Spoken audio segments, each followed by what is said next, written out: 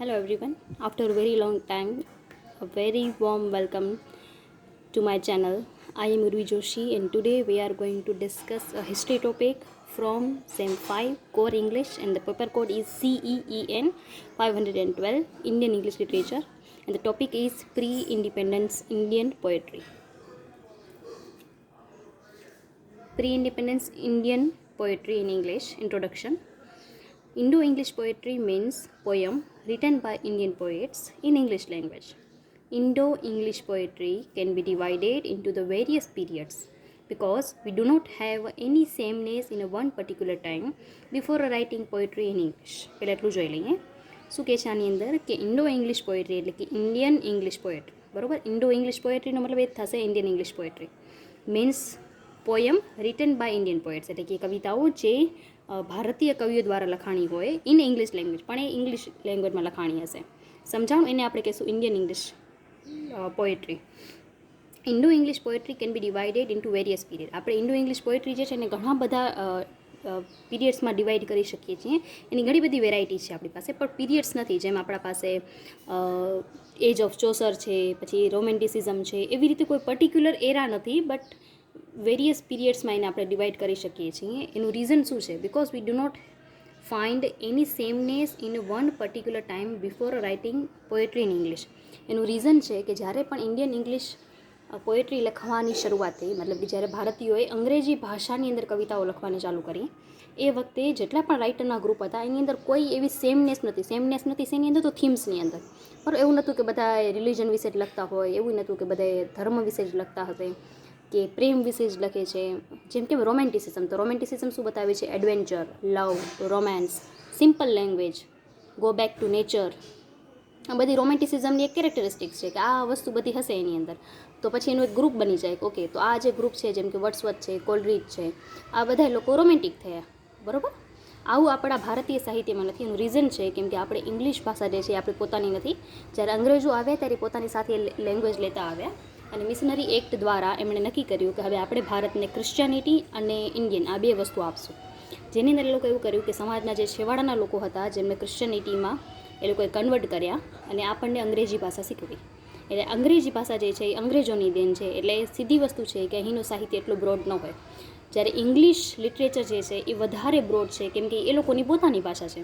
For example, આપણે જો ગુજરાતી સાહિત્ય જોઈએ તેની અંદર આપણને મળશે કે પ્રાચીન ભારતનો, પ્રાચીન ગુજરાતનો આપણને કવિ મળશે, પછી મધ્યયુગનું મળશે ગુજરાતી સાહિત્ય, પછી અર્વાચીન આપણને કવિઓ મળશે, અર્વાચીન નવલિકાઓ મળશે, આપણને નવલકથાઓ મળશે. તો શું થઈ ગયું? એક પીરિયડ પડી ગઈ આપણા પાસે, રાઈટ? પણ આવી રીતે આની અંદર નહીં થાય. એનું રીઝન છે કે આપણે જે ભાષાની અંદર સાહિત્ય લખીએ છીએ એ વિદેશી ભાષા છે, આપણી પોતાની ભાષા નથી. આઈ હોપ તમને સમજાય છે હવે. અને ઇન્ડોનો મતલબ ઇન્ડિયન જ થશે.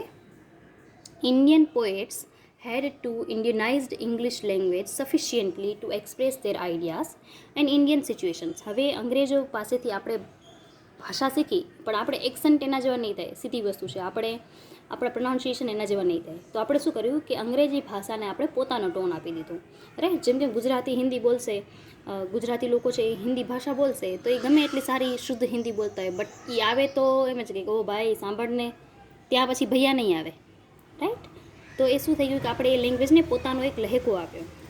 એવી જ રીતે આપણે ભારતમાં અંગ્રેજી ભાષાને સ્વીકાર્યું, બટ એના પછી આપણે એને ઇન્ડિયનાઇઝ કર્યું, આપણે એને ભારતીય ટચ આપ્યું, જેના કારણે આપણે પોતાના આઈડિયાઝ અને આપણી સિચ્યુએશન્સ જે છે એ આપણે સારી રીતે એકબીજા સાથે કમ્યુનિકેટ કરી શકતા હતા, એકબીજા સાથે શેર કરી શકતા હતા. એન્ડ મોર ઓવર, તદુપરાંત they had to englishized for their poetry and prose purpose. અને બીજું કે એ લોકો એ જ ભાષાને યુઝ કરતા હતા પોએટ્રી અને પ્રોઝને લખવા માટે કરીને. So some critics divided Indo English poetry into 3 parts. અમુક એવા ક્રિટિક છે કે જે આ ઇન્ડો ઇંગ્લિશ પોએટ્રીને 3 ભાગમાં વિભાજિત કરે છે, જેમાંથી એક છે ઇમિટેટિવ પોએટ્રી, જેની અંદર આપણે એકબીજાની કોપી કરશું, ઇમિટેશન કરશું. કોઈ સારા એવા કવિ હશે જેના અંગ્રેજી કવિ હોય જે પણ એની એક સારી એવી કવિતા હશે, એનું આપણે ઇન્ડિયન ટચ આપશું અથવા એનું ટ્રાન્સલેશન કરશું. એ થયું ઇમિટેટિવ પોએટ્રી. એસિમિલેટિવ પોએટ્રી એટલે કે જેની અંદર આપણે રાષ્ટ્રીયતાની વાત કરશું, જેમ કે પ્રી ઇન્ડિપેન્ડન્સ પોએટ્રી, મતલબ કે આપણે આઝાદ હજી થયા નથી પણ સપનું જોઈએ છીએ કે એક વખત આપણે આઝાદ થશું, એ દિવસે આપણું ભારત કંઈક આવું હશે, એ વખતે આપણે કંઈક આવી રીતે જીવતા હશું. તો એ થઈ રાષ્ટ્રીયતા, રાઈટ? અને મોડર્ન પોએટ્રી એટલે આઝાદી પછીનું જે સાહિત્ય લખાશે ને આપણે મોડર્ન પોએટ્રીમાં લઈશું. એટલે કે અમુક ક્રિટિક એવા છે જે પોએટ્રીને 3 ભાગમાં વિભાજિત કરે છે, while some other critics believed that Indian poetry in English by Indian poets can be classified into 3 divisions like. જ્યારે બીજા એક અમુક ક્રિટિક છે એવું માને છે કે આપણે ભારતીય જે પોએટ્રી છે એને 3 ભાગમાં વિભાજિત કરી શકશું. કોલોનિયલિઝમનું મતલબ થશે કે જ્યારે આપણે ગુલામ હતા એ સમયે જે લખ્યા એ. નેશનલિઝમ, હા બહુ, અને મોડર્નિઝમ. બરાબર, આ પણ આપણે એક અલગ ક્વેશ્ચન છે ત્યારે આપણે જોઈ લઈશું. ખરેખર જો આપણે ઇન્ડિયન ઇંગ્લિશ લિટરેચરને ડિવાઈડ કરીએ બે દાયો તીકો થઈને બે, જો ખરેખર આપણે ઇન્ડિયન ઇંગ્લિશ લિટરેચરને ડિવાઈડ કરીએ તો એ 3 ભાગમાં વિભાજિત થશે. પછી જમાડાણ બહુ હેવરથી તું અર જમાવે ને. તો એક થશે પ્રી ઇન્ડિપેન્ડન્ટ, એક થશે કોલોનિયલિઝમ મતલબ કે જ્યારે આપણે ગુલામ હતા ત્યારનું, અને એક થશે પોસ્ટ ઇન્ડિપેન્ડન્ટ. રાઈટ, એટલે પ્રી ઇન્ડિપેન્ડન્ટ જે છે એની અંદર આપણે હંમેશા એવી થીમ જોશું કે આપણે આઝાદ હશું અને એક નાનું બાળક છે એને પણ એ પણ સપનું જોઈએ છે કે અંગ્રેજો અહીંયાથી ચાલ્યા જશે અને આપણે અંગ્રેજોને ભગાવી દઈશું. તો આ બધું પ્રી ઇન્ડિપેન્ડન્ટ ઇંગ્લિશ લિટરેચર થશે.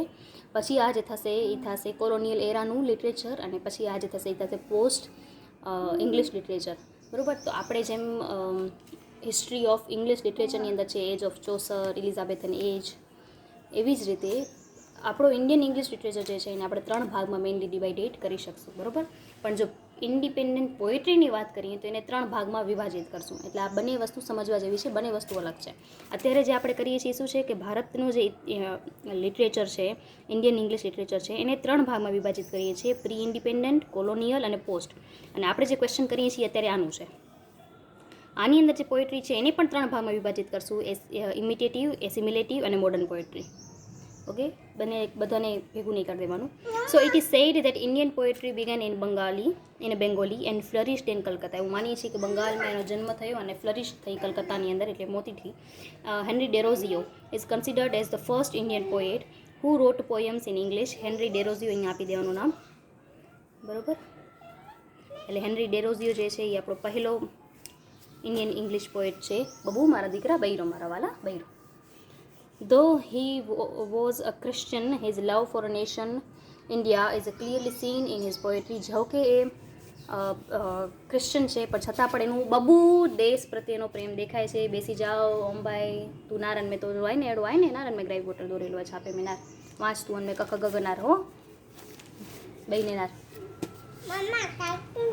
કાર્ટૂન પછી જરાક મમ્મા કરી ગને ને એવર જ ના એટલો કજાય બસ એવર પતિ વંદો હો ડાયો દીકો થઈને બે ડાના રી તો કેડી મને બુક્સ દની મમ્મા ચલો ડાવ દીકો બબુ ના તોજી બુક આયા છે હો મમ્મા નાઈ ગને તોજી બુક. હા, સો જો કે એ ક્રિશ્ચન પોએટ, હા ક્રિશ્ચિયન પોએટ છે પણ છતાં પણ નેશનલિઝમ મતલબ કે દેશ પ્રત્યેની ભાવના આપણે એના પોએટ્રીમાં જોઈ શકીએ છીએ. The harp of India, my country, one in thy day of glory past. He takes in nationalistic notes.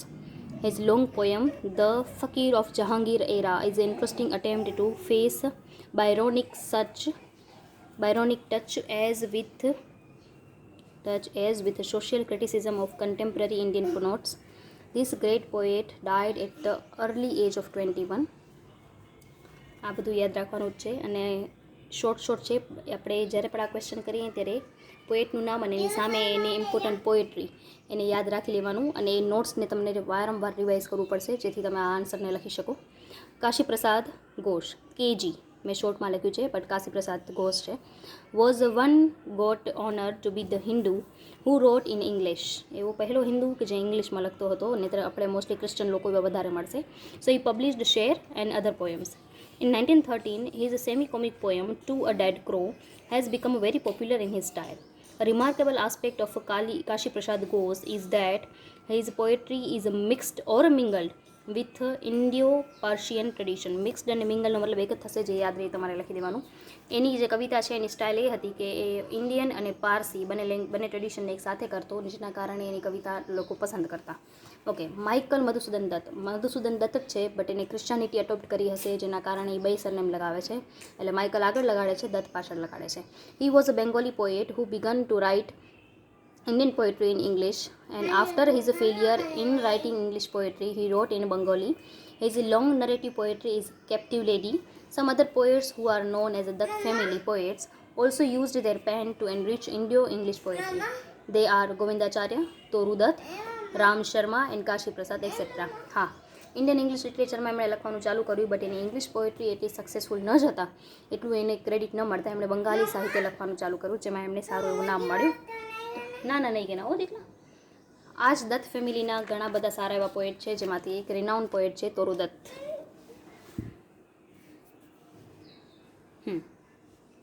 Toru Dutt is the gift from Dutt family, who is considered as one of the most talented poetess. Poetess એટલે કવિયત્રી અને poet એટલે કવિ of India. Though she accepted Christianity, she selected as a subject from Indian mythology. Indian mythology એટલે થશે પુરાણ, જેમ કે રામાયણ કે આવું કોઈ હોય ને એને આપણે માઇથોલોજી કહેશું. જેમ કે રામાયણ છે, મહાભારત છે, ગીતા છે, પુરાણ છે, આ બધાને માઇથોલોજીકલ બુક્સ કહેવાશે, બરાબર, જે ધર્મને રિલેટેડ બુક્સ હશે એવી. ઓકે, તો એની જોકે તોરુ દત્ત જે છે એણે પણ ક્રિશ્ચિયાનિટી એક્સેપ્ટ કરી હતી, એને પણ ક્રિશ્ચિયાનિટી એડોપ્ટ કરી હતી, છતાં પણ એમનો જે સબ્જેક્ટ છે એની અંદર આપણે ઇન્ડિયન માઇથોલોજી જોઈએ છીએ, જેમ કે રામાયણ, મહાભારત, પુરાણ, આ બધાને એને એઝ અ થીમ એક્સેપ્ટ કરે છે. In her poetries like Lakshmana, Sita, Lotus, Casuarina tree, etc. are very famous even today. In Lakshmana, she presents Sita's taunting to Lakshman, who is not ready to go to the rescue Ram.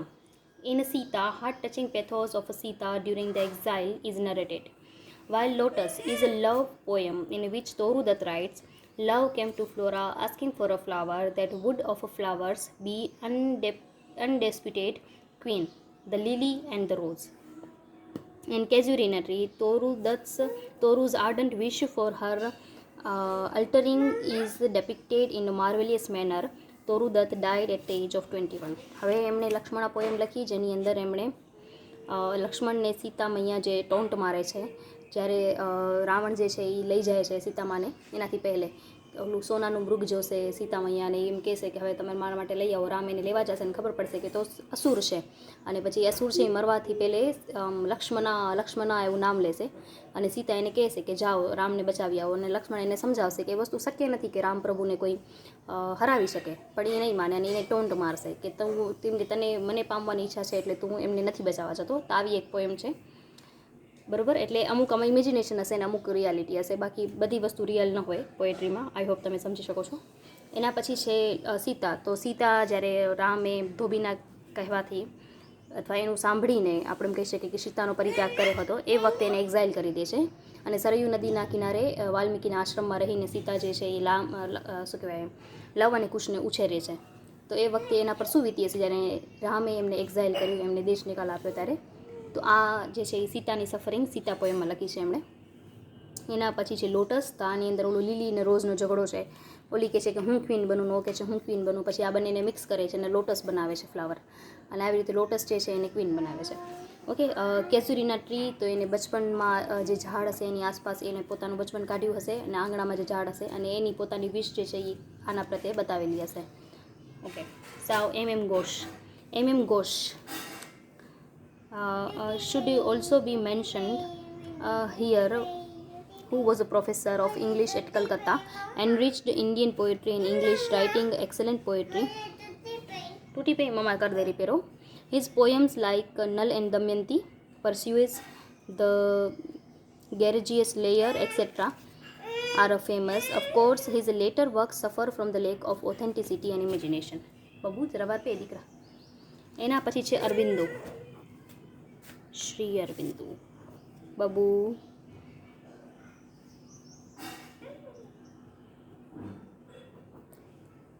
he also wrote a famous epic entitled Savitri, which is in a double length to Paradise Lost. He also wrote some love poems like A Night by Sea. Sri Aurobindo write more than 100 sonnets in a Shakespearean style. His poems are difficult to understand for common readers, and therefore his poetry is called overhead poetry, which means sharpen eyes and attention is necessary to understand his poem. એમણે સાવિત્રી કરીને મહાકાવ્ય લખી છે, જે paradise lost પણ ઘણી મોટી છે, double છે એના લેન્થમાં, બરાબર. તો તમે સમજી શકો કે પેરેડાઇઝ લોસ્ટ જે છે એ લગભગ 12 બુક્સની અંદર 12 વોલ્યુમ્સની અંદર ડિવાઇડેડ છે, તો આનાથી ડબલ લેન્થમાં લખાયેલી છે, બટ એ એટલી ફેમસ ન થઈ, કેમ કે આપણે બધાને અંગ્રેજી સાહિત્ય વાંચવું કદાચ ગમે છે, રાઈટ. Okay, yes. અને શેક્સપિયરિયન સ્ટાઇલની અંદર એને 100 સોનેટ્સ પૂરી કરી છે.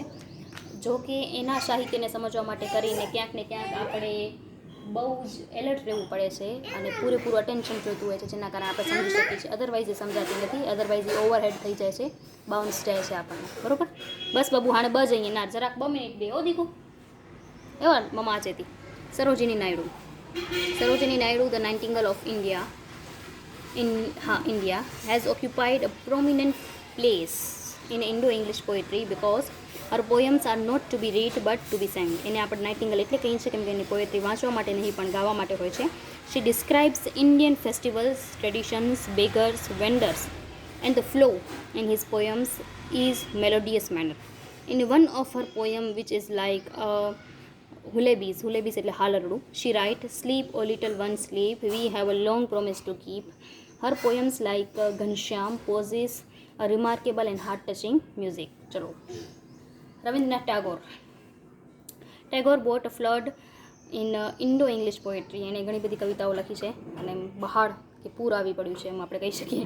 His Gitanjali, a collection of poems, won a Nobel Prize for him. And nature, romance, religion, love, formation, પછી કરે છે સમજ. Many their subjects or theme are seen in his poem. His poems like UrviJoshi, fruit gathering, balaka, etc. are very popular not even in India but also in other countries where English in use. Tagore endowed his poetry with typical prose. He also presented her poetry that renunciation is not necessary with a view to searching God. In his poem Leave This Chanting, he writes, leave this chanting, singing and telling of beads, whom dost thou worship in this lonely dark corner of a temple with doors all shut, open thine eyes and see thy God is not before thee. એનમે નહીં કરે જો દીકરા અન્મે કરે જો. ચલો, એની leave this ચાન્ટિંગ જે છે આપણે સિલેબસમાં પણ છે, એની અંદર એ કહે છે કે આ તમારી છે લીવ ધીસ ચાન્ટિંગ. લીવ એટલે છોડી દેવું, ચાન્ટિંગ એટલે જાપ કરવું, મંત્ર જાપ કરવું. બરાબર? Leave this chanting, singing and telling of beads. Beads એટલે કે માળા જે હોય ને આપણે માળા ફેરવીએ એના મણકા, એને બીટ્સ કહેવાશે. એટલે એ કહે છે કે તમે જે જાપ કરો છો, જે ભજન ગાઓ છો, જે માળા કરો છો, ઘસાઓ, માળાના મણકાને ઘસો છો, એને છોડી દો, આ બધી વસ્તુને છોડી દો. whom those thou worship in this lonely dark corner, તમે જે આ મંદિરના અંધારિયા એકલા ખૂણાની અંદર ઈશ્વરને પૂજી રહ્યા છો, એની પૂજા કરી રહ્યા છો. of the temple with doors all shut, એના દરવાજા બંધ છે. open thine eyes, તમારી આંખોને ખોલો. and see thy God is not before thee, જુઓ તમારો ઈશ્વર તમારી સમક્ષ નથી. for various reasons some poets like આનંદાચાર્ય, puran Singh, Kabir etc. are unknown to Indian readers in this period. એમ કે ઘણા એવા સારા રાઇટર હતા, જે સારા પોએટ હતા જે આ પીરિયડની અંદર લખતા, પણ એટલા આ બધા જેટલા એટલા ફેમસ ન થયા. But Indo English poetry dealt with love, spirituality, religion, patriotism, romance and nature. But a remarkable difference between the English poetry and Indo-English poetry is that English poetry were in tension because of two world wars, while Indian poets were in enthusiasm because Indian struggle was going on. બરાબર? હવે આપણે બે વસ્તુને જોઈએ છીએ. આ જે છે એ કન્ક્લુઝન છે, એને આપણે પોઈન્ટ કરી દઈએ. હા, કે આ સમજગાળાની જો જોઈએ આપણે કે જે વખતે ઇન્ડિયન લોકો જે છે એ પૂરેપૂરો ઉત્સાહ સાથે કવિતા લખતા હતા, કેમ કે લોકોનું સ્ટ્રગલ ચાલી રહ્યું હતું, આપણે અંગ્રેજોની સામે એના વિરોધમાં વોર કરી રહ્યા હતા, કે એવી બધી વસ્તુ ચાલુ હતી. જ્યારે વિદેશની વાત કરીએ તો આપણે જેટલું પણ મોડર્નિઝમ કે વિક્ટોરિયન એજથી આપણે જેટલી પણ પોએટ્રી જોશું, એની અંદર એક ટેન્શન છે, એક ક્વેશ્ચન છે કે શું કરશે, નેચર તરફ પાછા વળો, આ વસ્તુ ખોટી છે, આ રસ્તો ખોટો છે, એવું બધું સમજાવે છે વર્ડસવર્થ. જ્યારે આની અંદર એવું નથી, પગમેકર મારા વાલા, જ્યારે આની અંદર એવું નથી. એનું રીઝન છે કે આપણું સ્ટ્રગલ ચાલુ જ હતું. Thus, the period from the 1900 to 1947 is rightly considered as the golden period in the history of Indian English poetry. એથી આપણે કહી શકીએ કે 1900 થી 1947 દરમિયાન, મતલબ કે પ્રી ઇન્ડિપેન્ડન્ટ પોએટ્રી જે લખાણી, એ Indian history of Indian English લિટરેચરમાં પોએટ્રી માટેનો એક સારામાં સારો દોર હતો, જેની અંદર પોએટ્રી સારામાં સારી લખાણી હતી. આ છે આ ક્વેશ્ચન જે આપણે એક્ઝામની અંદર લખવાનું છે. એક વખત જોઈ લેજો. અને આની PDF જે છે હું એની લિંક જે છે એ ડિસ્ક્રિપ્શન બોક્સમાં નાખી દઈશ. કંઈ પણ ન સમજાણ હોય તો મને કોમેન્ટ કરીને જણાવજો, તો હું તમને તમારી ક્વેરીઝને સોલ્વ કરવાની કોશિશ કરીશ. Last stay tune with my channel. Thank you so much. May god bless you to all. Bye, take care. અને હા, જો તમે ઓફલાઈન ટ્યુશન ક્લાસીસ જોઈન કરવા માંગતા હો તેની ડિટેલ પણ હું ટેલિગ્રામ ચેનલની અંદર નાખું છું, તો ટેલિગ્રામ ચેનલની લિંક પણ હું ડિસ્ક્રિપ્શન બોક્સમાં નાખી દઈશ, તમે એ જોઈ શકો છો. બસ આ સાથે thank you so much. May god bless you to all. આભાર, ધન્યવાદ. બાય.